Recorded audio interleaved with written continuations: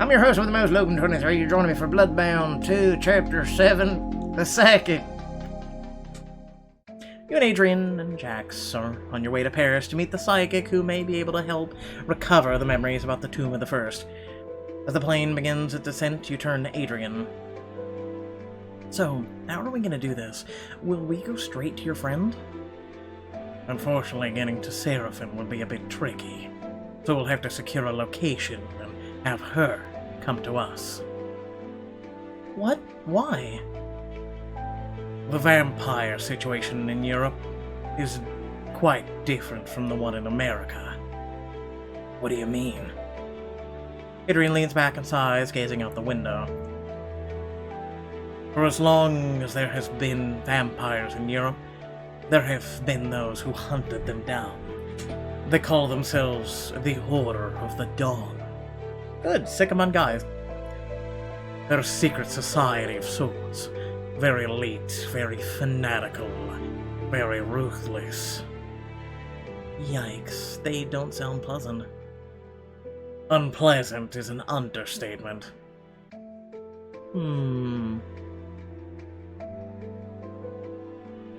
How did they hunt down vampires? That's actually a good one. How does the order function? How old is the order gone? I'm gonna go with the obvious. How do they hunt down?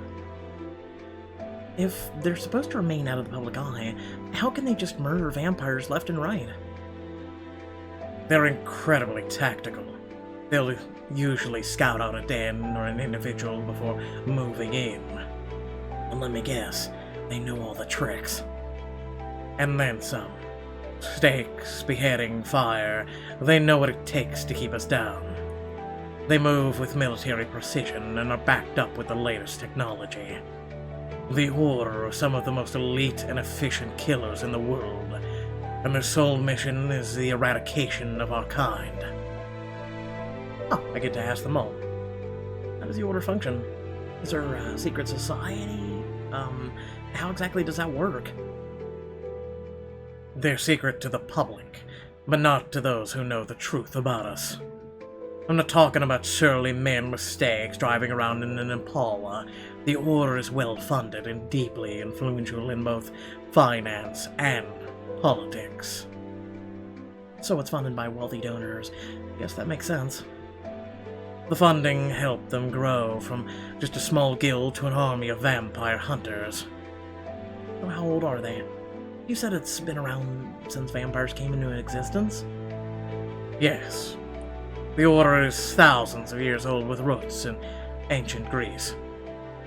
It's gone by many names, the Knights of Light, the Holy Brotherhood, and now the Order of Dawn. Sounds religious. It is in a sense. They have an intense devotion to the concept of the light. And we represent the dark. Exactly.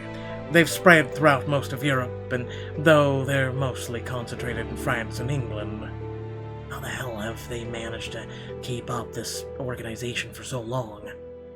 Like I said, they're fanatics. Their drive to eradicate vampires eclipses everything else. And I thought America was bad. The Order is feared by vampires throughout the world. They nearly wiped out our whole bloodline several times. That's why Gaius and the others immigrated. Why his shadow kingdom in America was so important. It provided us a haven from the Order. They can't touch us there. Vampires became part of the elite instead of staying in hiding. So you mean the vampires in Europe can't live like you and the others do in America? Not at all. They have to keep moving, keep changing their identities, keep hiding, and if they don't, it's only a matter of time until the Order gets them. That's awful. So who exactly runs this Order? The current head is a man named Eric Balthazar IV, who inherited the position from his father. We don't know much about him besides the fact he's incredibly wealthy and a true believer in the Order's cause. Oh great, another after Kavinsky. I've had enough eccentric billionaires to last a lifetime. Compared to Balthazar, Kavinsky was tame. At least he kept us alive. Balthazar would kill us all before we could even beg. Figures. No matter where I go, I'm unwanted. Jax turns away in the plane and makes a smooth landing. You've officially arrived in Paris. Not quite how I imagined my first trip to Paris, but it's still Paris, right? A taxi takes the three of you into the city. You longingly stare out the window, hoping to see some sights. Instead, you stop at a nondescript apartment building. Adrian leads you up to an apartment on the 3rd floor. I've rented this out for a few days, but if we need to stay longer, that won't be a problem. Wow, I know we're not here to have a good time, but this is amazing, Adrian. Yeah, okay. I figured since it's our first time in Paris, I should at least try to make it a little fun. Waste of money, if you ask me. We should be somewhere more low-key, if this order is as ruthless as you say. Trust me, then we'll go looking for vampires in nice apartment buildings. Not in Paris. While Jax continues to grumble, while you scope out the rest of the apartment, you find soft-looking beds, a huge bathtub. Oh. Hanging in one of the closets is an outfit that someone must have left behind. It looks like it's never been worn. It's beautiful. I'd love to walk through Paris wearing something like this.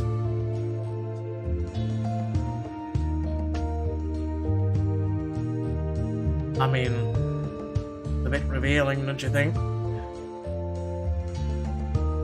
You hesitate, then decide to leave the outfit hanging in the closet. Maybe not. The owner may come looking for it. Just then, you hear a soft knock on the door of the apartment. Jax reaches for his sword, but Adrian gestures to him to stand down as he opens the door. Well, that was quick. Or as I was expecting, a more dramatic entrance. She looks like a gypsy. She's got the whole thingy. Beautiful woman strides into the apartment with a mischievous smile. And keep Adrian Raines waiting. I wouldn't dream of it. They kiss each other on both cheeks. Jax raises an eyebrow. Amy, Jax, this is Seraphim. Seraphim, these are the friends I'd mentioned. Of course, of course. So lovely to meet you.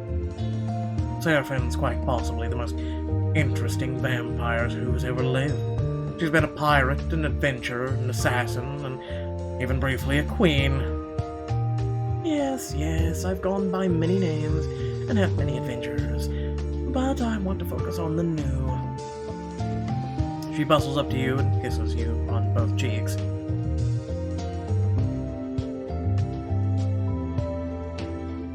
You're somewhat thrown, but you've seen enough television to know what to do. You politely return the gesture, and Seraphim laughs warmly. I like you already. When Seraphim turns to Jax, he aggressively holds out a hand.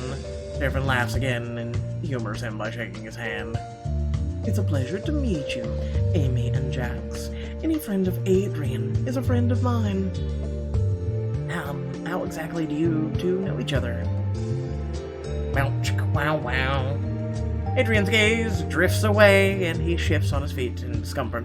Seraphim notices and rolls her eyes.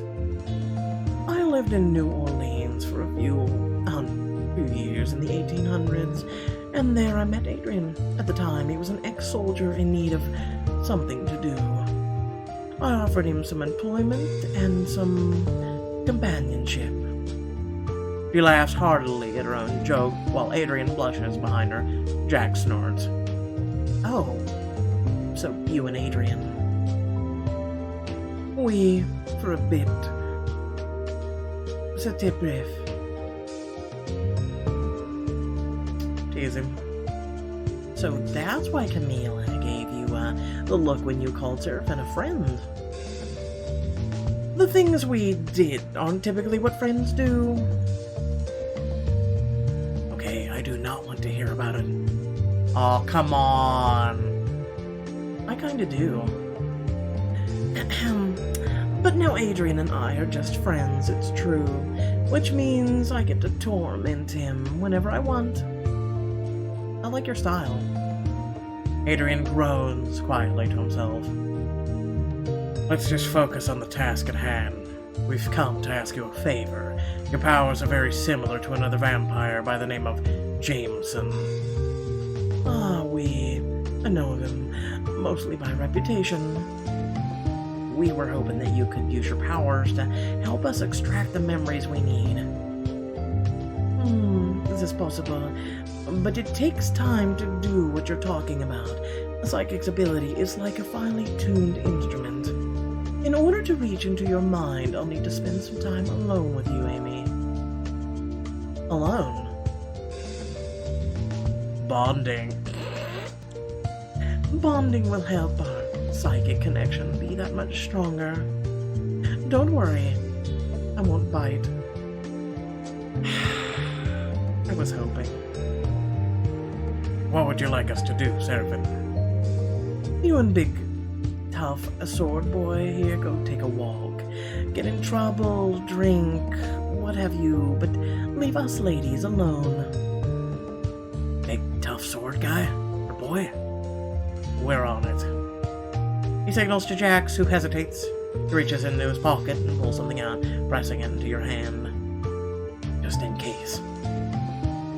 With a suspicious glance at Seraphim, Jax follows Adrian out the door. You look down and see that Jax has given you a switchblade. You promptly drop it on the coffee table.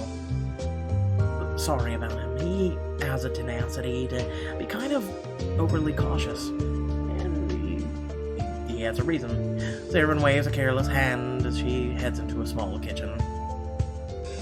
Never mind that. I'm more interested in you. Let's talk. Vampire to mortal, psychic to bloodkeeper. You know about that? Adrian mentioned that you hold vampiric memories, and there's only one myth that fits that description. Do you know any more, like, why I am the way I am? I'm afraid not. However, once we begin the process, I'm sure I'll learn more. Did you take a seat on the couch? Seraphim emerges with a bottle of wine and 2 glasses. I do love when Adrian comes to town. He always chooses the nicest places. She pours you a glass. You examine her more closely. Her clothes are plain, her hands rough. I assume Adrian has told you about how us European vampires live? Yes, and I'm sorry to hear it. You all should be able to live openly, without fear. Realizing how close those are to Gaius' words, you shiver. Seraphim sits beside you with a sigh. One of these days, the Order will get what's coming to them. In the meantime, survival is all we can do. Gaius could buy favor by wiping out the Order. She collects your glasses together, and you take a small sip. The wine is refreshing and smooth on your tongue. So, how does this bonding thing work exactly? It's not a spell or a ritual. It's merely us talking and becoming friends. And opening your mind and becoming comfortable so she can probe your mind. Oh, I see. You turn the wine glass around in your hands, wondering what to ask her. So, she already told us how they met. How long have you lived in Paris? I was born in Algeria, but raised in France. I spent much of my life abroad, adventuring, seeing the impossible and the unfathomable. And yet, somehow, I found my way back here. That must have been an amazing experience. It was. I was honestly sad to return home. And what have been some of your favorite places to visit? Let's see. I enjoyed India during the Mughal rule, as well as Moscow and Hong Kong. I sailed the seas as a privateer, saw the breadth of the Caribbean. Then I lived in New Orleans for some time, and I fell in love with the city as well. Well, what was living in New Orleans like? She's been in New Orleans.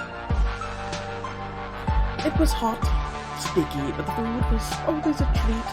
But when I met Adrian, he came to the city looking for vampires. But why was he doing that? Following his master's orders. I didn't want anything to do with Gaius, not after how things ended with us in the 1500s, but I took a liking to Adrian. Who wouldn't? We spent some time together, wild nights of feeding and dancing, and listening to musicians under the stars. But eventually I decided I wanted to return home. I knew I had to help the others like me, who live in fear of the Order. So you parted on good terms? Of course. What we had wasn't serious, and we both had our eyes on different goals. Adrian's a dreamer, an idealist. It's the most charming thing about him, but I'm far too much of a cynic to stay smitten with that. But anyway, enough about that. Tell me about you and Adrian. What about us? What exactly is your relationship with him?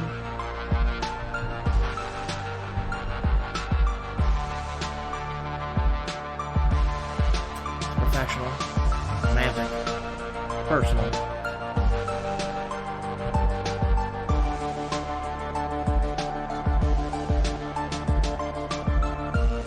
I want to say it's professional. I want to say it's romantic.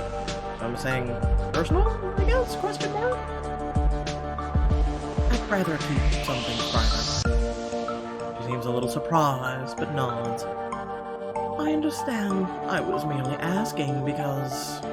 Devon bites her lower lip as she swirls the wine in her glass. She wants to get to know you. Amy, you seem like a lovely person, and I don't want you to get hurt. What do you mean?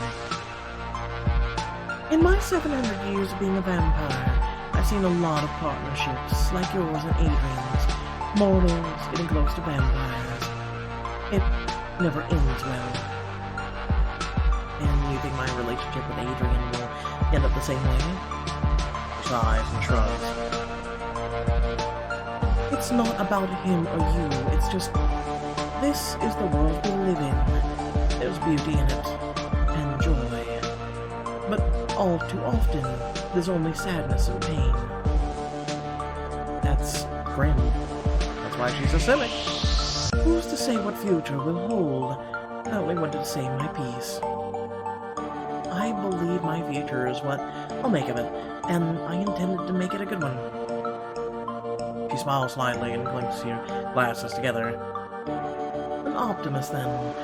Just like Adrian. As the two of you talk some more, you feel yourself beginning to relax. The wine is warming you, and Seraphine's voice is soothing. After laughing at one of her jokes, you see Seraphine reaching out to touch you. May I? You nod. Seraphine gently places her fingertips to the side of your head and closes her eyes.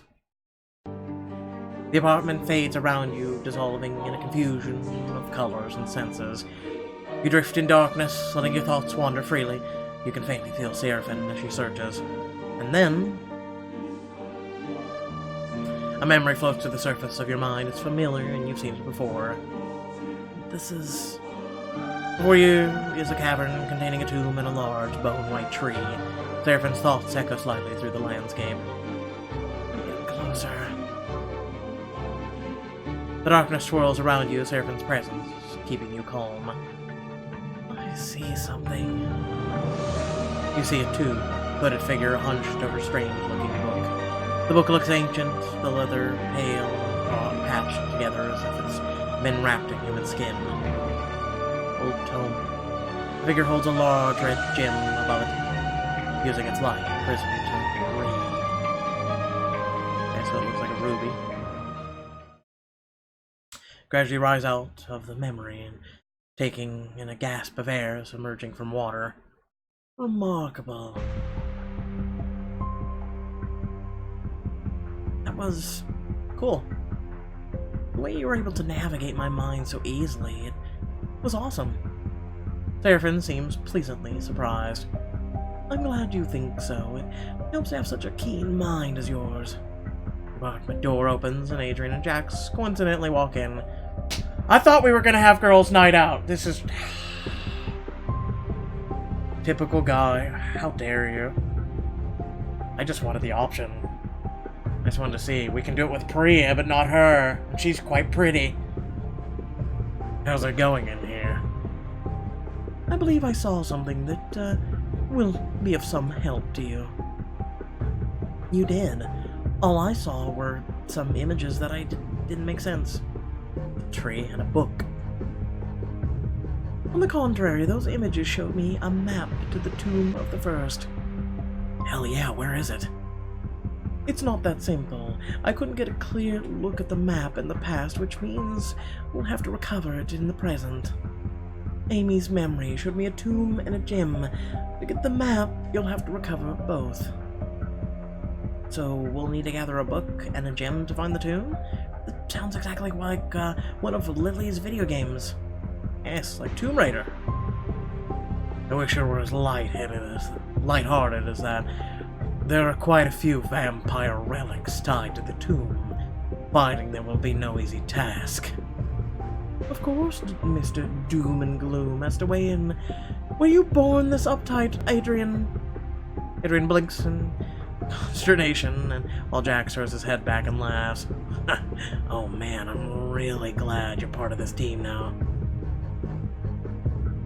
Well, you see, I'm more than happy to research these items for you. We would really appreciate it, Seraphin. Of course, in the meantime, why not go out and enjoy the city? Are you sure?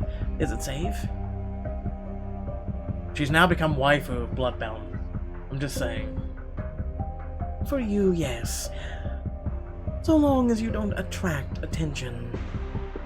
She finishes the rest of her wine and stands. We'll be off, then. We revere. Don't get into too much trouble, my loves. Once you've said your goodbye, and Seraphin is gone, Adrian smiles down at you. Since we finally have an opportunity for sightseeing, what do you say, Amy? Yes, I've always wanted to visit the Louvre. Matsuo, for seeing some fine art. Come on, you know he's not. If I have to. Well, then let's get going. Might want to leave your sword here on the couch. As soon as you pass the glass pyramid of the Louvre and go down to the collection, you clasp your hands together in excitement. Oh my gosh, I'm really here! It's definitely something. I mean, yeah, it's fine, I guess. If you like old, dead white people. Sighing at his lack of enthusiasm, you turn to Adrian and grinning at you. What? Nothing, I'm just happy you're happy. He buys the three of you admission tickets, and you go off exploring. You make a point to visit the Mona Lisa first. See, isn't it great? I thought it would be bigger. Bigger isn't always better, Jax. I mean, it sometimes is. Da Vinci always was ahead of his time, which is odd given that he was turned in the 1200s. Hold on, Da Vinci was a vampire? Still is. He lives just down the block. Want to meet him?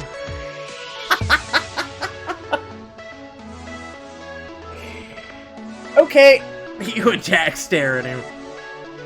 You're pulling our leg. I am. But I got you good, didn't I? Not really, I just thought it was stupid. You're ridiculous. What else would you like to see, Amy? Well, let's go to the sarcophagi. You and the guys make your way to the Louvre, often stopping to take in a piece of art. When you get to the Egyptian section, you gasp. This is so cool. There are rows of ancient sarcophagi and glass cases, as well as an entire wall of hieroglyphics. Too bad Camille isn't here to translate this for us. Too bad Pixelberry didn't opt in to do paintings of it. Can I just say for the record, mummies are kind of creepy. Can we all agree on that? Jack, you're a vampire. So, they're still creepy. The three of you head to the next gallery with Jax and Adrian on either side of you. Hold both of their hands! Really? I'm gonna be the meat in this sandwich tonight! Moving on! You take Adrian's hand in yours. He glances at you with a small smile. keep walking, enjoying the warmth of the skin against yours. The three of you spend a couple more hours in the museum, and you happily gaze upon the works of Michelangelo and Da Vinci. There's one painting in particular that catches your eye. You wander towards it and read its plaque. The intervention of the Sabine Women. Ah, yes. I remember this one. What's exactly going on in this? It's a depiction of the fighting between the Roman and Sabine soldiers. You know, the founding myth of Rome. I didn't study the classics, I'm afraid. It was said to be founded by the brothers Romulus and Remus. Remus was killed, but Romulus continued on as Rome's leader. It was a city that took an undesirable people of society, mostly men, which of course led to a significant lack of women. Sounds like a horror story. It was. They got so desperate that they took unmarried Sabine women at a festival. Oh god. One of the women, Priscilla, ended up marrying Romulus. He points to the woman in the center of the fighting, her arm outstretched either side. When her father came to fight Romulus, she and her children ran between them to try and put a stop to the fighting. He then points to the depiction of a cliff in the background. That's Tarpeian Rock. Anyone guilty of treason was thrown from it to the depths. It signifies conflict. But Priscilla, she represents an end to the conflict. That love is apparently greater than hate. Crosses his arms, frowning at the painting. All of us. We're naturally driven to violence. It's an instinct, innate. Human was born with the capacity for it. I don't believe that something as intangible as love is strong enough to stop it. And you're the optimist in this group.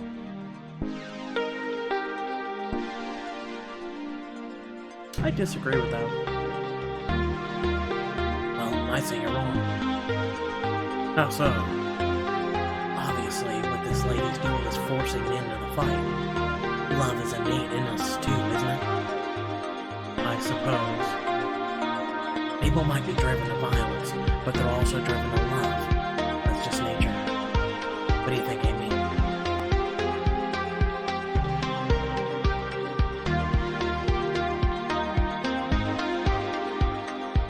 I agree with both. You can have love and you can have hate. You can have them both, but it's better to keep hate in check. Love knows no bounds, as they say. And love should stay in check too, because you can often get backstabbed and hurt because of it. Guys, violence and conflict might be a given, but I believe that something like love can end it. Exactly. It's like, yeah, we have wars, but there are a lot of good things out there too, things to fight for. I suppose that's a perspective. You've got a hell of a way of agreeing to disagree. It's an acquired skill. All diplomacy. The Louvre is about to close, so the three of you take your time wandering back outside. So, shall we head back? So soon? All we've done so far is check out some old, boring paintings. Adrian frowns. I mean, some very impressive, boring old paintings. Jax is right. I feel like I've barely gotten a glimpse of Paris. I wouldn't turn down a stroll by the Siennes. This place I read about recently that I want to check out. Come on, first time in Paris, it's gotta be the Eiffel Tower. I've always wanted to climb to the top of that thing. Both sound great, and it's probably the last time we'll get to have fun for a while. Diamonds! I called it. Wait. Oh, I was gonna say Adrian's is more expensive. I thought it was 20. Back to the apartment. We were told to stay out of trouble. I'm actually pretty tired. I think I'll go to the apartment and call it a night. I'll walk you back. No, don't worry. The apartment's not far, and you've got a tower to climb. I'll see you tomorrow. The three of you leave the Louvre and go your separate ways. When you wake up the next night, you find Adrian and Jax drinking coffee with Seraphim in the kitchen. Y'all better at best have brought me some or made me some, I'm just saying. There she is. Oh, I'm sorry, I must have slept in. Not to worry. Now that you're awake, I can let you all know what I found. We'd be grateful to hear it. She sets down her mug and takes out a notepad, flipping through the pages. He taps on some words written in French. You seem to have dozed off because no one has offered you coffee yet. That gem I saw was suspiciously large. Thankfully, that led me to discovering its name rather quickly. The Eye of Bathory. Eye of Bathory? Is that anything like the Eye of Sauron?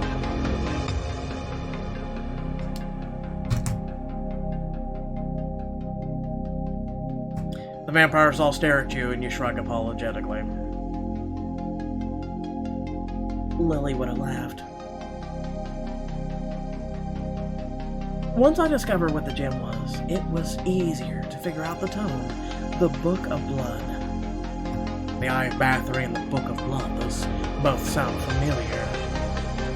Apparently the Eye was last seen with some aristocratic vampires over in Prague, so I'll need to do more research to pinpoint its exact location.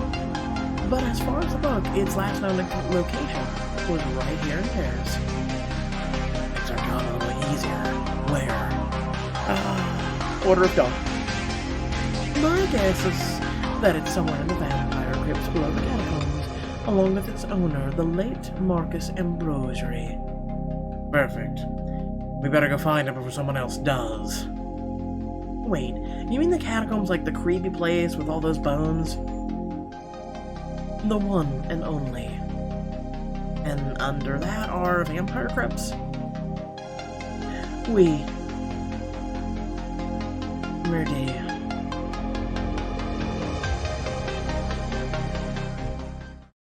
What the hell does merde mean?